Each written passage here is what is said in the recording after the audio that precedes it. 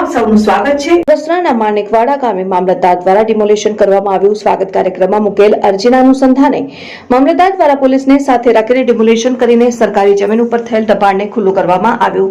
અમરેલીના બગસરા તાલુકાના માણેકવાડા ગામે સરકારી જમીન ઉપર દબાણ કરવામાં આવેલ હોવાથી જગ્યા સરકારી હોવાથી જાહેર રસ્તો ખુલ્લો કરવા માટે અરજી કરેલ હોય, જેથી અમરેલી કલેક્ટરશ્રી દ્વારા આ જમીન ઉપર જે પણ દબાણ કરેલ હોય તેને તારીખ 15મી ઓગસ્ટ 2024 સુધીમાં દૂર કરવાનો આદેશ કરવામાં આવેલ, જેના અનુસંધાને અરજદાર અજયભાઈ જયંતિભાઈ પટોડિયા દ્વારા સ્વાગત કાર્યક્રમમાં અરજી મુકેલ હોવાથી અમરેલી કલેક્ટર શ્રીની સૂચના અન્વયે બગસરા મામલતદાર આરજી ઝાલા મેડમ દ્વારા પોલીસ સ્ટાફ અને સરકારી તંત્રને સાથે રાખીને માણેકવાડા ગામે સરકારી જમીન ઉપર દબાણ કરેલ હોય તે જગ્યા ઉપર ડિમોલિશન કરવામાં આવ્યું છે। ત્યારે આ બાબતે સામે પક્ષે અરવિંદભાઈ વાલજીભાઈ પટોડિયાએ જાહેર રસ્તા ઉપર ગોડાઉન બનાવી દીધેલું હોવાથી તે જાહેર રસ્તાને ખુલ્લો મૂકવા અરજી કરવામાં આવી, જેથી આ જગ્યાએ DILR અમરેલી દ્વારા 2022માં વિવાદિત સ્થળની માપણી કરવામાં આવેલ હોય, જેથી દબાણ કરેલું હોવાનું સાબિત થતા નોટિસ આપવા છતાં બિન અધિકૃત દબાણ દૂર ન કરતા બગસરા મામલતદાર આરજી ઝાલા મેડમ, બગસરા તાલુકા વિકાસ અધિકારી દ્વારા સંયુક્ત કાર્યવાહી કરવામાં આવી।